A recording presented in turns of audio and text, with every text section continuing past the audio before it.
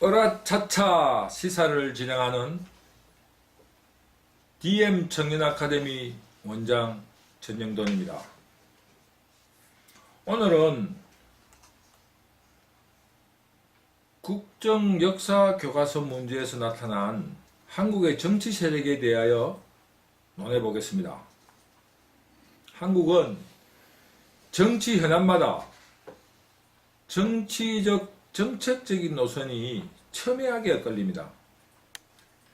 이렇게 첨예하게 엇갈리는 이유는 세력 간의 이익이나 정책적인 차이보다는 정서적인 면이 강하기 때문입니다.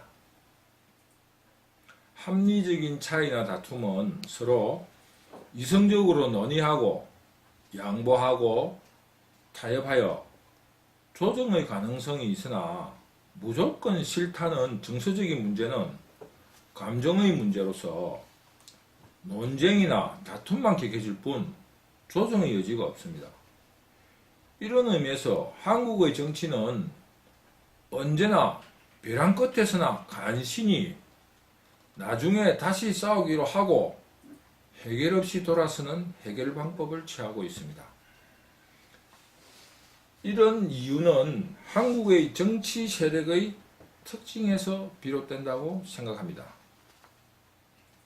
그래서 오늘은 이런 의미에서 한국의 정치 세력에 대하여 먼저 한국의 정치 세력의 성격은 무엇인가, 그리고 두 번째 두 세력의 정책적인 차이랄까 방향은 무엇인가, 그리고 세 번째 한국 역사에서 두 정치 세력들이 어떠한 역할을 하였는가에 대하여 몇 가지 짚어보고자 합니다.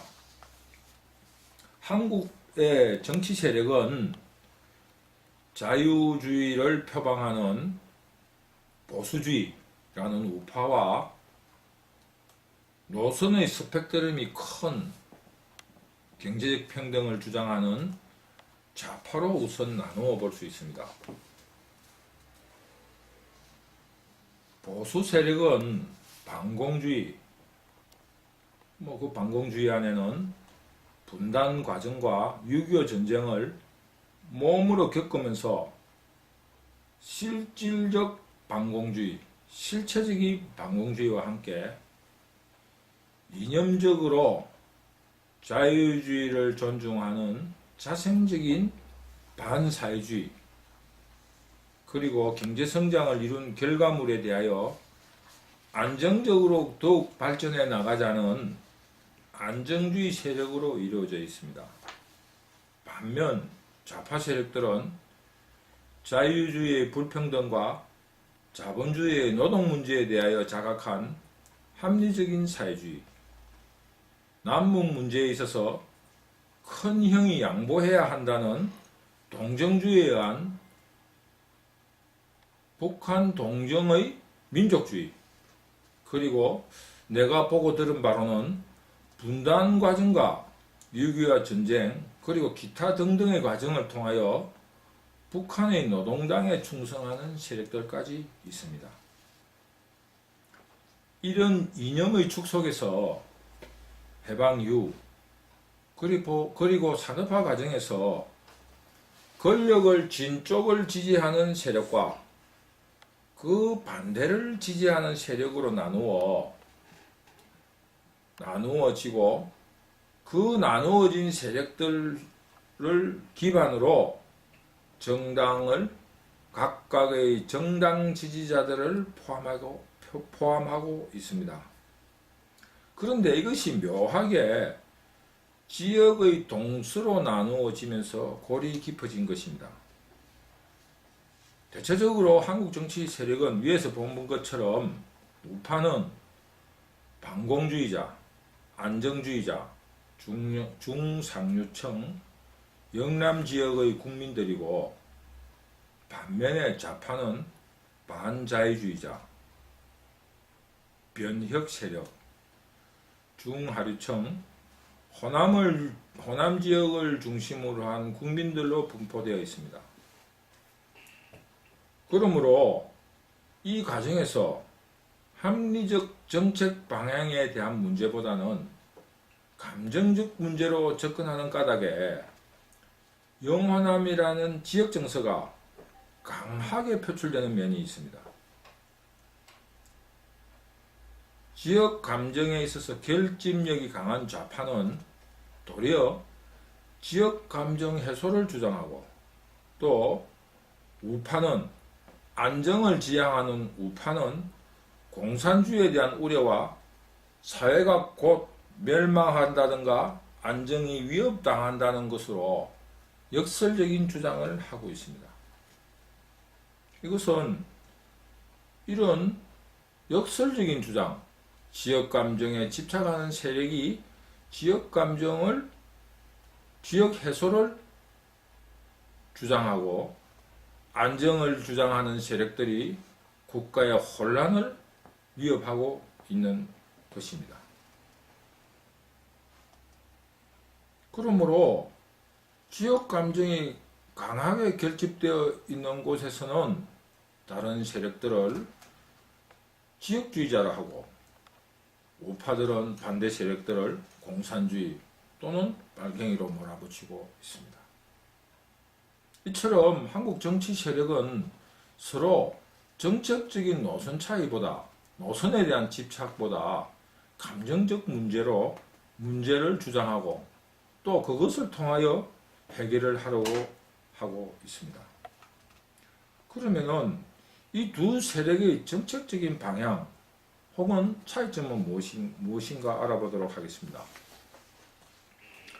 한국의 좌파와 우파의 정책 노선은 원론적으로 보면은, 즉 좌파 우파가 서양에서 일어난 개념으로서, 서양적인 개념으로서 보면은 한국에서는 서로 혼재되어 있습니다. 우선적으로 민족주의는 서양의 인종주의를 주장하는 석인족이나 영국의 브렉시트에서 나타난 이민이나 난민들의 문제에서 우파들이 주장하는 주장인 반면에, 한국 남북 분단의 문제로 접근하여 좌파들이 민족주의를 주장하고 있습니다. 더구나 좌파들이 주장하는 마르크스조차 민족을 거부하고 세계의 노동자들의 단계를 주장하였습니다. 그리고 또 하나는, 우파들은 한국의 수출 중심의 경제정책을 추구하는 관계로 세계주의를 주장하고 있습니다.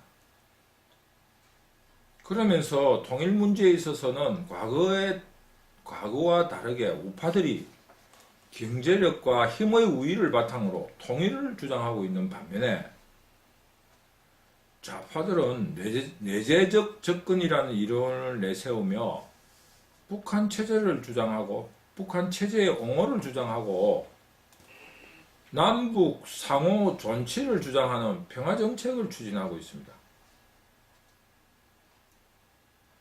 이것처럼 민족주의는 우파가 주장하고 세계주의는 좌파들이 주장하는데, 한국에서는 이처럼 원론적인 정치 개념과는 다른 혹은 혼재되어 있는 정책 주장을 하고 있습니다.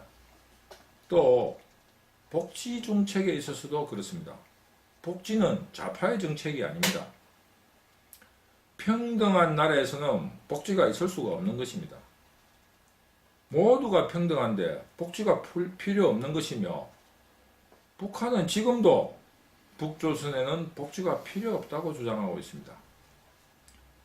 복지란 자유주의에서 일어나는 약자 혹은 경쟁에 뒤진 사람에 대해서 지원하는 정책입니다. 따라서 우파는 강력한 복지 정책을 주장해야 합니다. 그리고 좌파는 복지보다는 노동에 대한, 임금에 대한 평등, 노동시간의 사회적인 분배, 임금 격차에 대한 해소 등의 원초적인 불평등 정책에 대한 연구와 정책을 제시해야 됩니다. 그런데 도리어 한국에서는 우파들이 임금 격차 그리고 노동시간의 사회적 분배에 관심을 가지고 있고, 그리고 복지에 대해서는 소홀히 하거나 반대한 정책을 펴고 있습니다. 또 국가의 간섭에 대해서도 좌파는 사회적 평등을 위하여 국가의 간섭 혹은 권력의 집중을 주장하여야 하고, 우파는 국가의 간섭을 배제해야 함에도 불구하고 이것 또한 서로 주장을 다르게 펼치고 있습니다. 또 여기서 좌파를 진보라고 하는 것에 대하여 또 말해보고자 합니다. 진보란 현 상황을 개혁하고 발전적 사회 현상을 만들려는 노력이나 시도라고 할 때, 한국의 좌파 세력들을 진보 세력이라고 하는 것은 큰 오류입니다. 예를 들면 미국에서 진보를 리버럴, 민주당을 중심으로 리버럴이란 말로 대신하는데, 미국은 개인주의적인 나라이기 때문에 한국의 의료보험과 같은 국가가 국민의 건강에 관여하는 정책이 없습니다. 그러나 민주당, 리버럴이라는 진보적 색채를 가진 오바마는 오바마 케어에서 뵈듯이 국가의 간섭을 강조하고 있습니다. 이처럼 현 상황을 개선하려거나 반대적인 노력을 진보라 할 수 있습니다. 그런데 한국에서 진보는 그동안 국가에 의해서 일방적으로 경제정책이나 개발 독재에 대하여 개인의 자유를 보장하려는 정책으로 나가야 진보라 할 수 있을 것입니다. 한국의 좌파 세력들은 복지나 노동정책에 국가의 개입을 더욱 강력하게 주장하는 캐캐묵은 마르크스의 주장을 앵무새처럼 외우고 있는 수구적인 태도를 보이고 있습니다. 그러므로 좌파는 진보가 아니라 수구, 꼴통, 고물들입니다. 여기서 자유 혹은 리버럴에 대해서 간단하게 짚고 넘어가겠습니다. 마르크스는 평등은 자유를 위하여라고 말하였습니다. 좌파는 자유주의여야 합니다. 그리고 자유주의란 빈곤과 노동 그리고 불평등 등 사회적인 관계에 의하여 자유를 억압받는다고 생각했기 때문에 자유를 위하여, 자유권을 위하여 자유를 보장받기 위한 평등을 주장한 것입니다. 그러므로 좌파들은 자유주의자입니다. 그러므로 자유란 사회적인 관계에서의 자유와 함께 도그마나 이데올로기, 이념에서도 자유로워야 합니다. 그러므로 좌파를 무정부주의까지 포함하는 개념으로 해석하기도 하는 것입니다. 그런데 한국의 좌파들은 자유주의가 아니라 고전적인 도그마에 사로잡힌 역사의 반동 세력이라고까지 할 수 있습니다. 한국의 좌파는 역사의 진보적 의식을 가졌다면 국가 개입을 좀 줄이고 사회적 평등을 줄일 수 있는 정책을 제시하여 국가의 개입이 아니라 시민단체나 국민들의 각성에 의한 공동체 의식을 강화하는 사회주의 정책을 제시해야 합니다. 이처럼 정책이나 노선 혹은 이념적인 혼재 속에서 지역 감정에 의하여 자신의 지역이 권력을 잡으면 무조건 옹호하고 반대편에서는 반대만을 위한 반대를 하고 있는 것입니다. 이런 지역 감정은 불행하게도 이런 이념적이나 정책적인 혼란이나 혼돈에서 일정한 역할을 하고 있고, 또 이런 이념적인 혼란이나 혼돈의 논리적인 배경을 제시하는 근거가 되기도 합니다.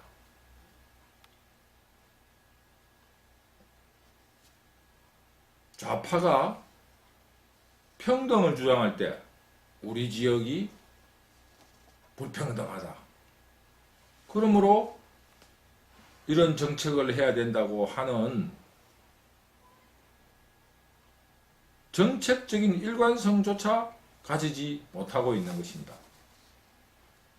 한국은 정권 교체에 의하여 두 세력이 모두 집권하였으나 위에서 제시한 몇 가지의 정책들의 혼돈에서도 좌파, 우파 모두 집권 세력들은 우파적 노선을 취하면서 북한 문제 외에는 큰 차이점을 발견할 수 없습니다. 그러므로 정치적 문제는 언제나 첨예하게 대립되는 이유가 감정적이라고 밖에 말할 수 없습니다. 이제 이념적, 정책적 노선 설정을 가지고 좌파, 우파 혹은 우파나 좌파 내의 우파와 좌파들의 정책 싸움, 그리고 건전한 정책 토론으로 지역적 배려가 이루어지면서 감정적 문제가 해소되는 건전한 풍토가 빨리 정착되어야 합니다.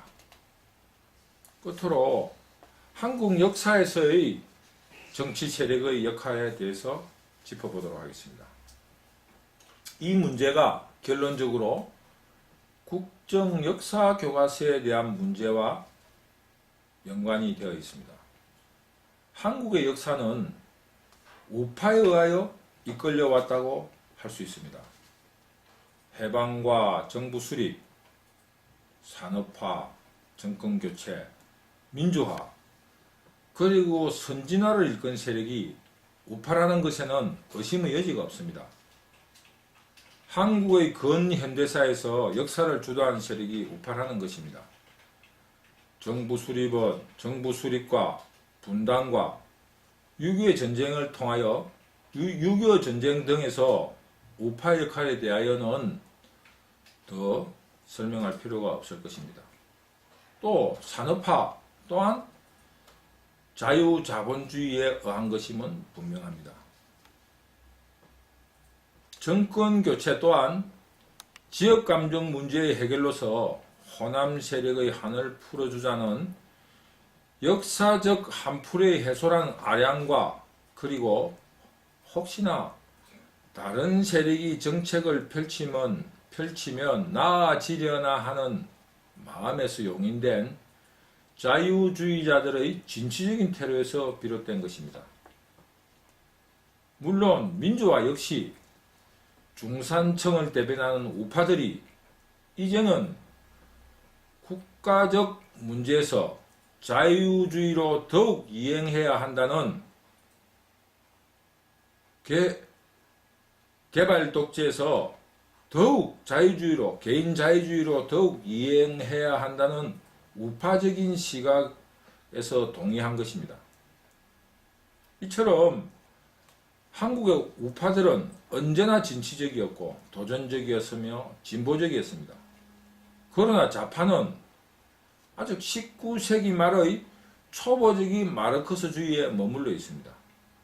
수출할 자원도 기술도 없으면서 수출 중심 경제정책으로 운영하였고, 언제나 세계의 간섭과 견제 그리고 경쟁 속에서 저항하고 순응하며 국가 발전을 이루었습니다. 그러나 좌파는 아직까지 정책 없는 평등만을 부르짖고, 또한 좌파들은 스스로의 희생이나 배려 없이 맹목적인 주장만을 되풀이하고 있습니다. 가장 비근한 예가 국가 발전을 이야기하면 친일 독재 세력들이거나 독재에 부역한 사람들이 이룬 것이라고 폄하합니다. 민주화는 좌파들이 이룬 가장 큰 업적이지만 그것 또한 우파들이 이룬 기근에서의 해방과 물질적 토대 위에서 이루어진 것이며 우파 혹은 넥타이 우파들의 동해 속에서 이루어진 것을 잊지 말아야 합니다. 역사 교과서의 국정화에 있어서 좌파들이 주장하는 그들의 업적을 적을래야 적을 수가 없으니 우파들이 이룬 업적에 대하여 반대만을 위한 반대를 주장하는 것입니다.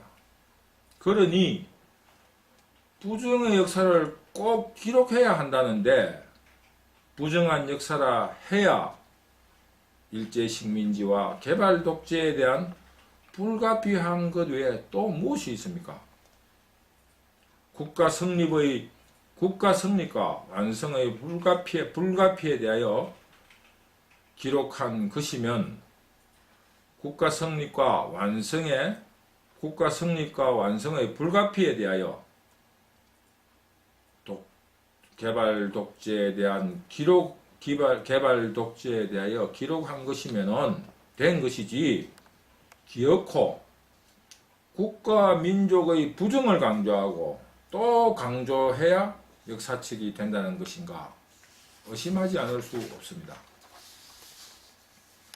국정교과서가 옳은 방향은 아니지만 민족의 자긍심을 훼손하고 미래진취적인 도전의 역사의식 없이 과거의 때묻은 걸레를 흔들어대는 역사책에 대하여, 그리고 흥미 위주나 소수 의견으로 인기를 얻으려는 정치적 교과서나 수업이 정도의 범위를 벗어나니 고육지책의 교과서가 나온 것이라고 생각합니다. 국정교과서 반대만을 주장할 것이 아니라 앞으로 국정교과서가 저절로 사라지고 다음 세대에 필요한 진정한 역사의식이 이루어지도록 좌파들이 이념이나 슬로건에서 벗어나 실사구시의 진정한 교육방을 제시하고 실천해야 하는 것이 우선임을 주장합니다. 위에서 본 것처럼 한국의 좌파와 우파는 정치 세력과 정책 간에 큰 차이도 없고 정책적인 혼돈 속에 있으면서 권력지향에 대한 집단성 그리고 지역 감정을 부추기는 감정적인 문제로 접근하고 있습니다. 이것을 국정역사 교과서의 찬성과 반대에 대하여 알아보면서 두 세력의 현재적 입장을 알아보았습니다. 감사합니다.